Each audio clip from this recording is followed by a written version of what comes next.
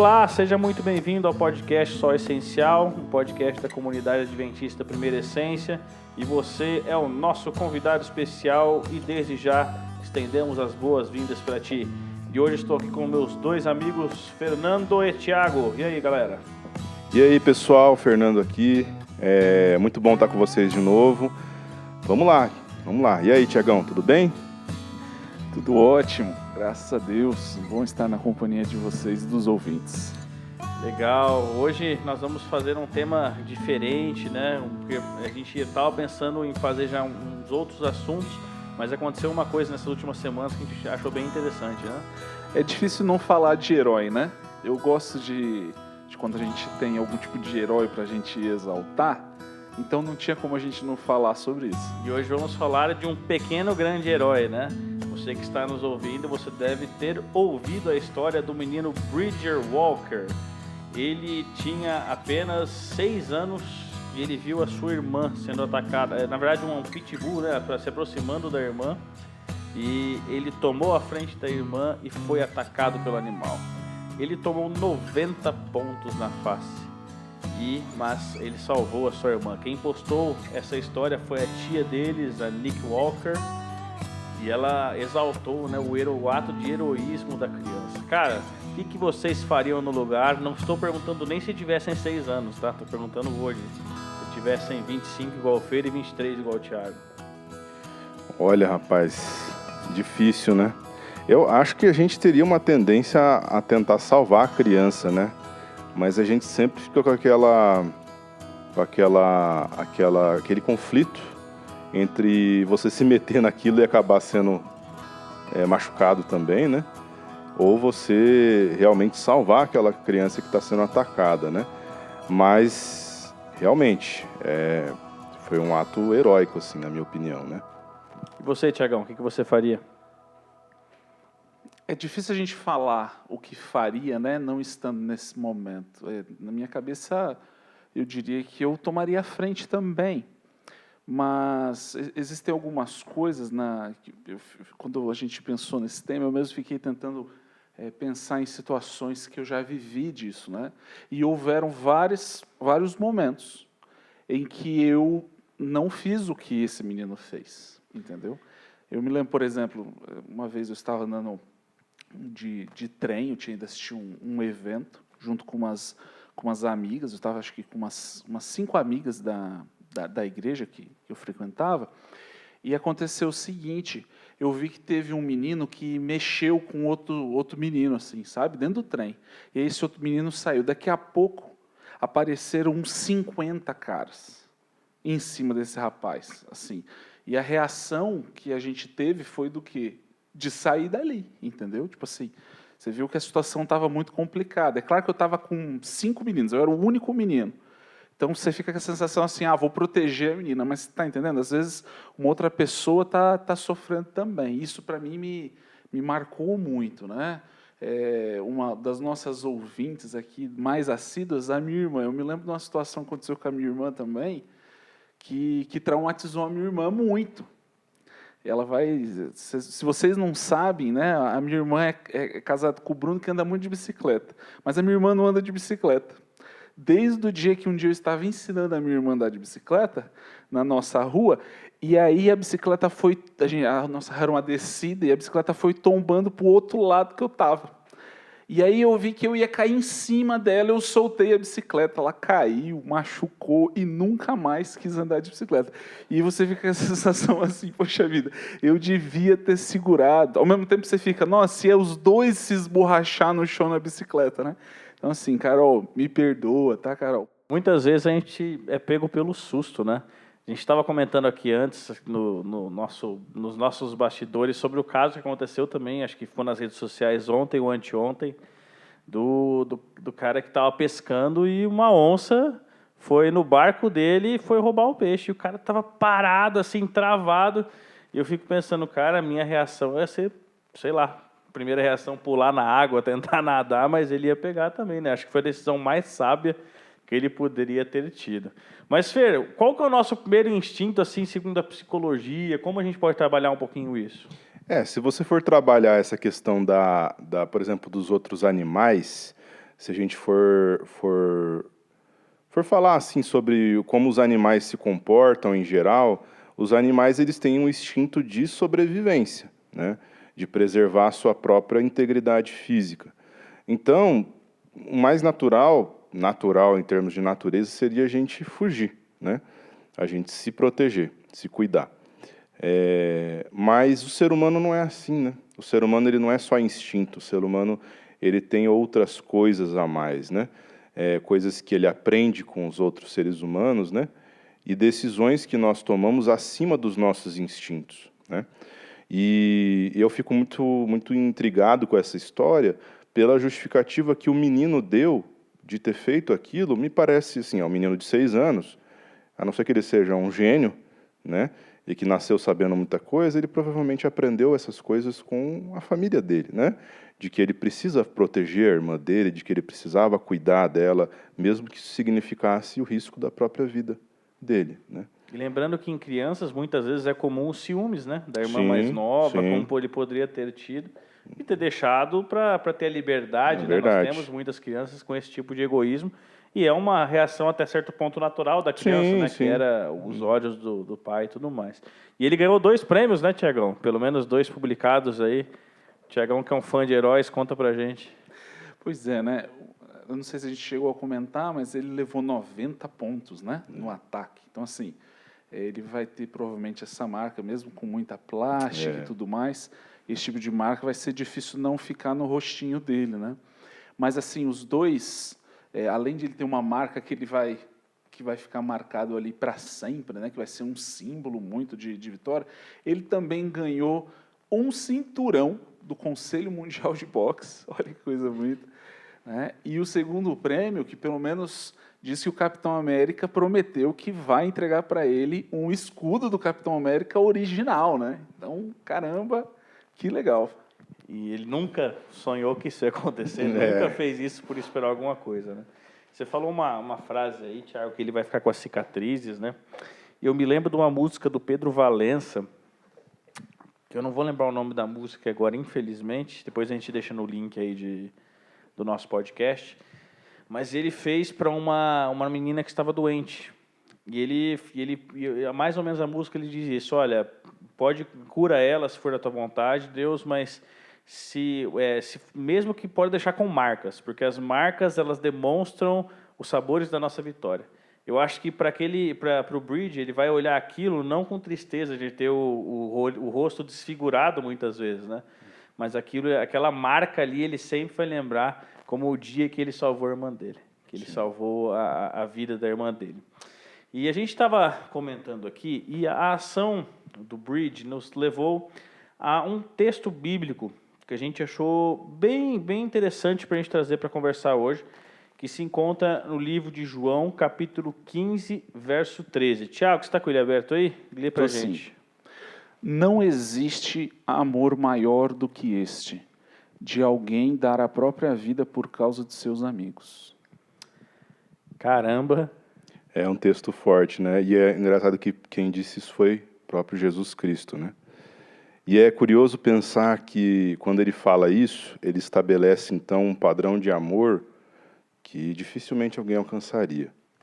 E aí você começa a pensar, mas se alguém ensina isso, esse alguém tem que bancar esse ensinamento, né? Só que a gente sabe que Jesus Cristo bancou esse ensinamento, né? Ou seja, ele fez justamente isso que ele ensinou. Ele deu a vida por pessoas que ele nem conhecia, né? E, assim, humanamente falando, né? Que nem conheciam ele, melhor dizendo.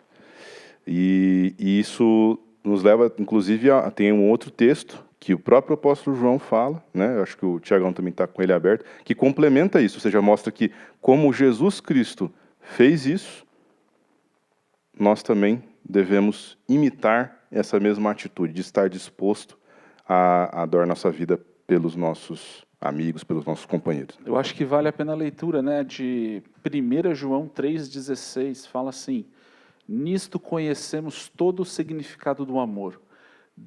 Cristo deu a sua vida por nós e devemos dar a nossa vida por nossos irmãos. E é interessante a gente falar que quando ele está falando aqui nossas vidas pelos irmãos, Ele não está falando só de gente próxima a gente, não, né? Que eu fico pensando aqui, o Tiagão salvar o Theo de uma situação dessa é muito fácil acontecer. É o primeiro instinto do Tiago, da Olivia, do Bruno, da Carol, da gente que conhece o Theo, é a primeira questão da gente fazer isso. Agora, quem que é meu próximo? A gente já discutiu isso aqui no nosso podcast, né? Quem que é meu irmão? Se eu entendo que Deus é meu pai, todo mundo que está aqui na Terra andando é filho de Deus, é meu irmão. E é fácil fazer isso, cara? É fácil doar a nossa vida por alguém? E eu vou até complementar a pergunta. Doar a vida é necessariamente dar a vida física ou, quem sabe, dar um pouquinho do nosso tempo, dar um pouquinho do nosso espaço? O que vocês acham? Eu fico pensando assim que muitas vezes a gente fica pensando em atos de heroísmo como sendo atos pontuais e muito extravagantes, quando na verdade o verdadeiro herói é aquele que faz pequenos atos de autossacrifício todos os dias, né, por alguém, né, seja lá quem for. A gente vê isso, por exemplo, nas mães que cuidam e protegem dos seus filhos, muitas mães solteiras que trabalham às vezes em 3 empregos para poder cuidar da sua família e ainda conseguem cuidar da família assim presencialmente, ou seja, fazem isso de maneira miraculosa até.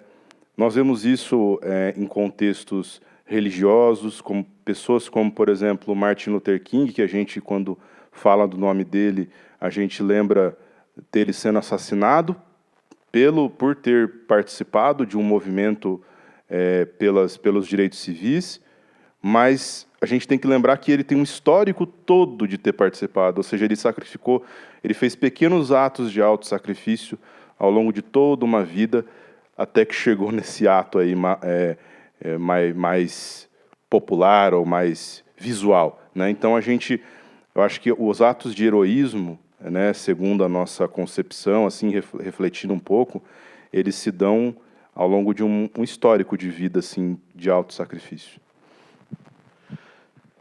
Me chama a atenção porque você vê o verso, né, ele compara Cristo, que deu a sua vida, né, por nós.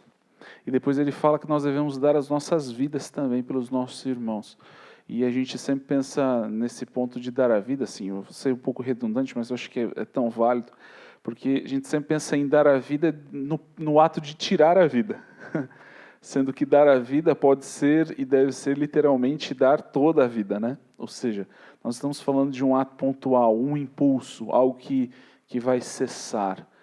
Entregar a vida pelo próximo, isso daí é, em alguns momentos, mais do que dar a própria vida. Note que Cristo, o sacrifício de Cristo, o morrer de Cristo, deu a vida para quem quiser, né? Quando nós morremos por causa de alguém, provavelmente você vai morrer para livrar uma pessoa, não sei quantas pessoas, mas em vida nós podemos ajudar quantas pessoas, né? Quantas pessoas podem ser beneficiadas pela nossa vida? Então, é de se refletir mesmo muito o que nós temos feito da vida, né? Quais são os pontos, porque além da gente pensar no ponto da vida como um todo, nós também temos esses pontos de autoestresse. Então, por exemplo, esse menino, esse Bridger, ele, no momento de maior estresse aí da sua pequena vida, ele, de forma natural, ele agiu protegendo, né? Será que nós, de forma natural, protegeríamos ou pensaríamos primeiramente em nós, né? O nosso bem-estar, né? O nosso bem-estar. Cristo, o que Cristo ele mesmo pediu, Senhor, se possível, afasta de mim este cálice, entendeu? Ou seja, o pensamento de salvar a sua própria pele não é algo que é exclusivo para mim e para você. Cristo também sentiu isso na pele. Porém, todo o seu pensamento, toda a razão pela qual ele veio a este mundo, ele tinha isso de forma muito clara. E no momento de maior estresse da vida de Cristo, ele continuou agindo da forma como deveria agir. Nós não vai acontecer um milagre, não me entendam mal a questão do milagre, mas não vai acontecer algo não natural na nossa vida. Então, no momento de muito estresse, no momento de grande tensão, nós vamos agir igual nós somos. É igual quando a gente está nervoso, aconteceu alguma coisa, se você é uma pessoa que está acostumado a xingar, você vai xingar, você entendeu? Se você é uma pessoa que não faz esse tipo de coisa, no momento de estresse você não vai fazer esse tipo de coisa. Dando um exemplo simples, né? Porque eu estou falando, em momentos de estresse nós mostramos o interior muito claramente, né? Muitas vezes é muito fácil para a gente fazer o certo por motivações, né? Então eu vou fazer o certo, por exemplo, porque vamos supor que se o menino estivesse na frente aí de uma plateia de 100 pessoas, ele ia ser exaltado por isso, né? Mas é fácil fazer o certo sempre, Fer? Cara, eu acho assim que todo mundo quer fazer o certo, mas a gente nem sempre até estávamos conversando isso mais cedo, mas a gente nem sempre está preparado para encarar as consequências, às vezes, de fazer o certo, entende? Aí você pode parar assim, peraí, fazer o certo pode ter consequências ruins para mim? Pode. Né? Então você vê isso na vida de Jesus, fazendo o certo teve uma consequência. Você vê isso na vida do profeta Jeremias, fazer o certo teve consequências negativas. O profeta Isaías. Você vê isso na experiência de Daniel e dos seus amigos. Quase todos os apóstolos, né? Todos os apóstolos, praticamente todos, morreram ou foram, de alguma forma, afligidos por alguma consequência negativa por estar fazendo certo. É claro que a gente não precisa procurar o conflito, nem o confronto, nem se martirizar, como algumas pessoas costumam dizer, né? A gente não precisa se martirizar e nem se machucar, vamos dizer assim, de maneira deliberada, pensando que o machucado, a dor física ou mental, vai produzir uma santidade, né? Isso seria uma autoflagelação, e isso não está na Bíblia, né? Mas fazer o certo, porque é certo, porque eu sei que aquilo é o certo, pode trazer para nós, e frequentemente trará, algumas dificuldades, algumas provações. Por quê? Porque nós vivemos em um contexto, em um mundo que é afetado pelo mal, né? Então a gente não pode esperar ter uma vida suave, tranquila, fazendo ou seguindo o caminho certo. Obviamente que nós podemos e de fato esperamos a bênção de Deus em todos esses momentos, a presença, o cuidado de Deus. Mas eu acho que é uma reflexão para a gente ter de, será que às vezes nós estamos nos decepcionando com a vida cristã? Porque nós estamos esperando fazer o certo e, ao mesmo tempo, ter consequências sempre positivas, ser sempre bem recebido, ser sempre bem acolhido em todos os ambientes. Não é isso que a história mostra, não é isso que a própria Bíblia diz. Não é isso que o próprio Jesus disse aqui, né? Ele disse, olha, no mundo tereis aflições. Então, mesmo que você estiver fazendo a coisa certa, faça porque é certo. Não porque é necessário você ter ou que você vai receber algo em troca. Na verdade, esse pensamento que o Fer nos trouxe momentâneo, ele não é um pensamento divino, né? Nós temos que fazer as coisas pensando que não somos deste mundo, que estamos neste mundo, mas esperamos novos céus e nova terra, onde enfim habitará a justiça. Tiagão, palavras finais, o que você quer deixar com a gente? Eu quero ganhar um escudo do Capitão América. Meus amigos, que Deus abençoe vocês, que nessa semana, seguindo o exemplo de Bridger Walker, nós possamos fazer o certo porque é certo. Não porque ganharemos um cinturão ou ganharemos um escudo do Capitão América, mas porque é a coisa certa a se fazer, custe o que custar. Deus te abençoe, fique com Deus até o próximo podcast. Tchau.